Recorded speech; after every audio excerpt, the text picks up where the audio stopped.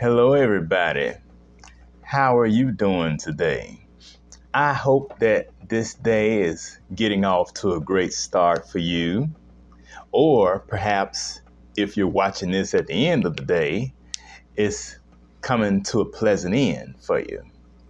Whatever the case may be, I hope you're doing all right. First off, I would like to take this opportunity to say thank you for tuning in to me today. I'm always so glad to have you, and I'm truly honored to be able to come into your presence. And I would like to welcome you to another episode of TJ's Topics. And in case you didn't know, I am TJ. And I tell you, I am so happy to be with you on today. Oh, I tell you, I got something that I want to talk about today that's on the serious side.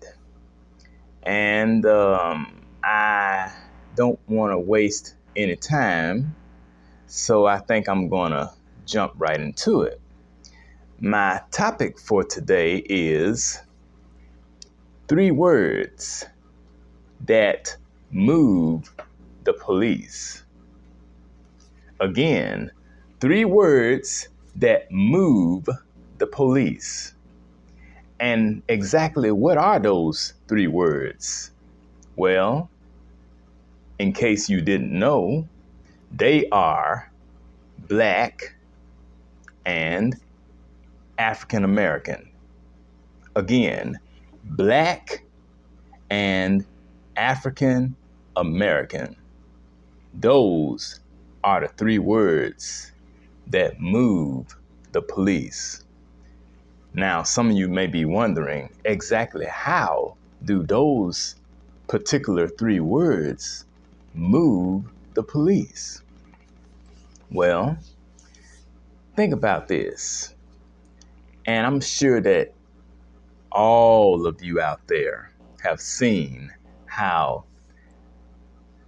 you looked at all the cases that have happened here in this country with regards to police brutality and whatnot.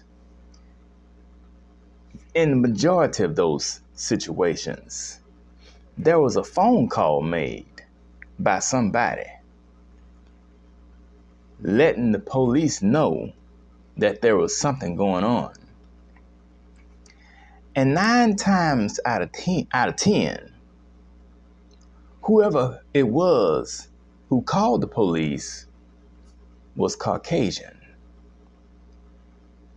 And if you pay close attention, you'll find out that usually when it's a Caucasian or a white person who calls the police on a Black person, the police, they make a dash to the location where the call was made to or made from. And because they want to find out exactly what's going on and who the culprit is. And if the culprit is either, as we call it, Black or African American, then oftentimes it doesn't end too well. In fact, we see where there have been a lot of cases where it didn't end well at all. Most recently we've had, like I said, a few months ago, we had Tyree Nichols here in Memphis, and then there have been so many others. George Floyd, who took the world by storm back in 2020. And there have been so many. I don't even want to go into all the names and all of the scenarios, but it's been a plenty of them over this past, I said, over the last 10 years, perhaps. And even going back a little further than that. I mean, it's been a lot of them, but it seemed like in the 21st century, it's been a hell of a lot of them. And for the most part, we've gotten immune to them. It's like we've gotten so used to seeing this happen until whenever we do see something like this happening on TV, on the news, or whatever, it's not shocking to us anymore. We've sort of grown numb to it. But here's the thing, and I'm going to tell you exactly how this subject came about. I was sitting in my car this morning and had just cranked up. Well, I live in an apartment complex. And for those of you who live in apartments, you know how it is when you have people that live on the other side of the wall. Sometimes they get a little noisy depending on who they are and what they're doing. But then you have tenants who have children. Now, in my opinion, if you have children, an apartment is not the best living arrangement for you if you have a family. I mean, if one child is okay, but if you got two or more, I think it's time to start looking for a home. At the very least, a rental house away from tenants where you got to live in close quarters. Because here in these apartments, we live in close quarters and we have to respect each other's privacy, and we have to keep the noise levels down, especially in the night hours, and over the night when people are trying to sleep. Well, anyway, this morning I was watching as this black family in the apartment building next door to me were allowing their kids to run up and down the balcony. Now, mind you, these balconies are made of wood. They're not concrete like at some apartments. And you know how wood is when you're running on it, it tends to make a lot of noise, especially outdoors. Well, some neighbors might find that disturbing. And if we had as many white neighbors, white tenants in this apartment complex as there was when I first moved here 12 years ago, and they became very disturbed by the noise that the kids were making, there's no telling what they may have done. Because usually when white people get disturbed by black people, whether it's a party going on at their house, at the black family's house, or if it's a domestic occurrence, or just a bunch of cars parked on the side of the street, or it could be just one black person walking down the street and they may be doing something that appears to be awkward to this white person. Well, if that white person decides to call the police, and quite naturally, they're going to describe the person, because the person, when they call 911, the dispatcher is going to ask them, can they describe the individual? And this white neighbor is going to say that they're either black or African American. And when they say that, zoom, the police going to show up. Police, you'll hear those sirens, you'll see those lights, and the police will be right there, quick, fast, and in a hurry. All they got to hear is black or African American. Those three words serve as triggers to any police department. I don't care what the demographics are in the department, what the demographics are in the neighborhood, or what the demographics are in the city. It doesn't matter. And the city may be majority black, like here in West Memphis. We are majority black. We, as so-called African Americans, are 70% of West Memphis. And the other 30% is Caucasian or Hispanic or what have you. You know, it's a mixture of all the other ethnicities. But we are the dominant ethnicity in this city. And yet, if one of those other ethnicities calls the police on one of us, the majority in this city, when the police arrives, they are going to start eyeballing us first, even though we are the majority. We have a black police chief, but that don't mean nothing. We got a black mayor, but that don't mean nothing. Majority black city council, but again, that don't mean nothing. So, and it's like that in a lot of cities and towns where we may be a majority, but it's the minority that calls all the shots. And so it is here in West Memphis. Well, what I'm saying is this.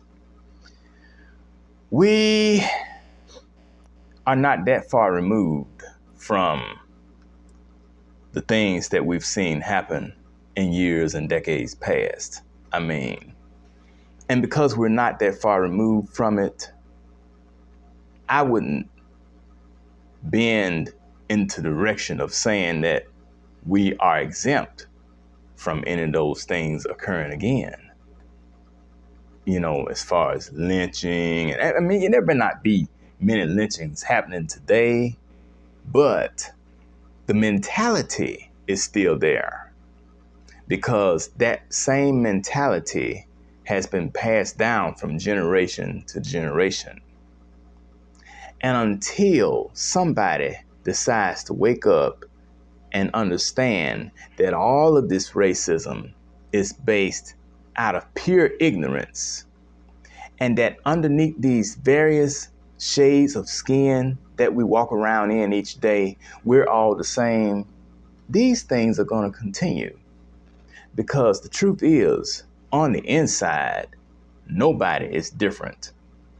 We may be different on the outside in terms of color and stuff like that, hair texture and facial features and shape and size and all that. But inwardly, we are all the same. So, and then, you know, we've heard jokes about how Becky or Karen, I should say, Karen, usually when it's a white woman trying to get a black man in trouble, she's referred to as Karen. Well, Karen has a way of crying and, you know, shedding all the tears and stuff because she feels threatened by this black man or this African American man. And when she calls the police, and she may lie or she may fabricate or try to make up something,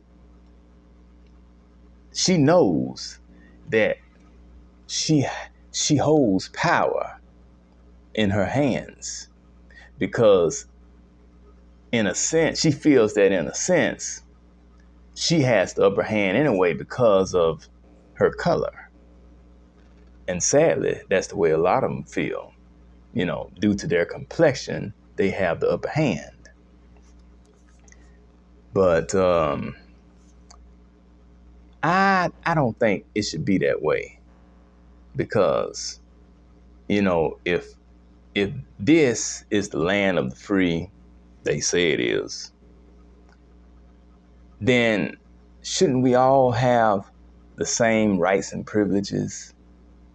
I mean, shouldn't freedom be for everyone and not just a certain group or a certain demographic, a certain class, a certain nationality, a certain religion?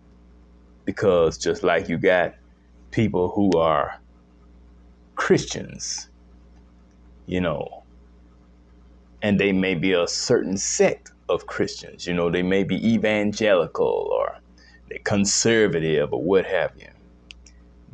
Some of them feel that because of their denomination or their religious views and beliefs, that they have the upper hand over everybody else, giving them more power to make just any old kind of decision to benefit themselves, all the while disregarding everybody else.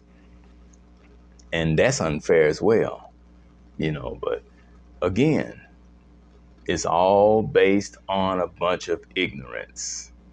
And I think it's ridiculous, don't you? I mean, you would think that in the 21st century, here we are in the year 2023. I mean, we are this far into the 21st century, and people still have the mentality that folks had 100 years ago. I mean, some people walking around now still thinking like people did back in 1923. Now, what kind of sense did that make? The world was totally different 100 years ago, because 100 years ago, there was no television. We didn't have cell phones, and we didn't have, we did have radios, but, they weren't like the radios we have today. And certainly there was no internet, no satellite or anything like that. There are a whole lot of things about the world we live in today that were non-existent a century ago, or even half a century ago, because so much has changed in the last 50 years. Technology that we have now wasn't available in 1973. Look, who do you know that was listening to music on some kind of little MP3 player, or had a what you call the thing, a little I can't think of it right now. But who had that stuff back in 1973? It's crazy. So even though technology has evolved and so many other things have evolved over the years, the mindset of a lot of people has not evolved. We still want to view each other as, this person based on the color of black, white, and those are not nationalities. Black and white are not nationalities. And to tell you the truth, there is no such thing as a black person or a white person, because you don't see anybody walking around here with skin that looks like a leather jacket or a white t-shirt. You don't see nobody walking around here looking like that. We all have various levels of pigmentation in our skin. And according to the amount of pigmentation we were born with, that is what determines what our overall shade will be. The more pigmentation, the darker the shade of skin will be. But the less pigmentation, the lighter the shade of your skin will be. So that's what determines it. But these are things that people have to be willing to learn and understand for themselves, which requires research. But unfortunately, we're living in a time now where books are being banned and research is being shunned, and and being they think that being woke is something bad. But no, being woke is something good. And people are waking up every day. And see, that's the thing that they're afraid of the most. Why do you think there's such an attack on TikTok? Because TikTok is behind the awakening of hundreds, I'm talking about tens of millions of people just in this country alone, and probably hundreds of millions worldwide. But the powers that be would rather for us to remain asleep, and not know anything. Because when we start to awaken to reality and start to understand who we are and what has been done to us by way of, lies and deception and all that, politics, because we know that politics has been the downfall of generations of people, and religion as well. And don't even get me started on that. They know that. And if the majority rises up and comes together, then perhaps that will cause them to lose a great deal of power. And that's something that they cannot afford to sit back and allow to happen. Because if they lose too much power, then chances are they may lose a good portion of the wealth that comes along with it. Because, they say that knowledge is power, but according to Congress, it seems like knowledge is the devil. And I think that is utterly ridiculous. So tell me what y'all think. Do y'all think that how y'all think all this is gonna play out? That's what I want to ask you.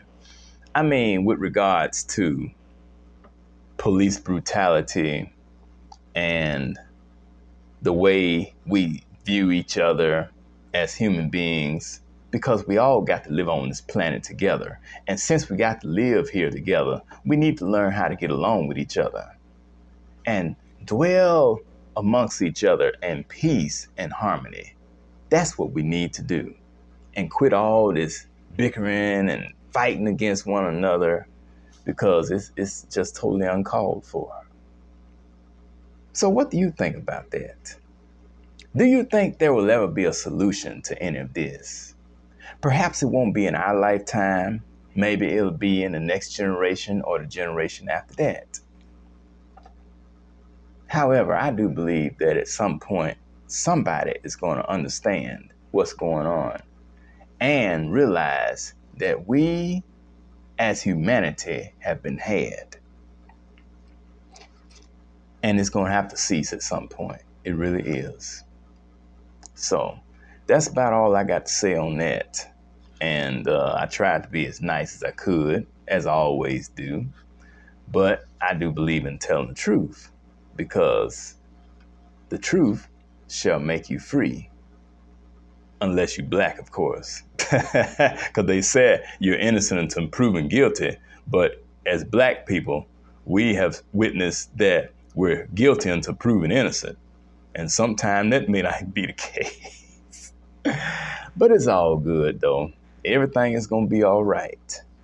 One way or another, it's all going to work out in our favor. And hopefully it works out in your favor, too. So I want to thank you so much for being with me today. I really do appreciate it. And I enjoyed your company, as I always do. And please remember that you're always welcome to like, comment, and subscribe. And tell your friends about my little podcast. Share it if you will. You can follow me right here on YouTube at Taryn Jerome Harris. Just type that in and you can find my videos. You can also follow me on Facebook or Instagram And you can also find me on TikTok. And I believe that if once we get started communicating and chatting back and forth, we may develop a pretty good friendship. So one more time, I want to say thank you for tuning in to another episode of TJ's Topics. I'm Taryn Jerome Harris, reminding you that every round goes higher and higher. And I look forward to seeing you again on the next go round. And don't worry about what these ignorant people are doing out here in these streets. And don't worry about what they're doing in Washington either, because they don't pay our bills, they don't buy our clothes, and they most certainly don't give us peace of mind. I hope you all have a good day, and I'll talk to you later. Bye-bye.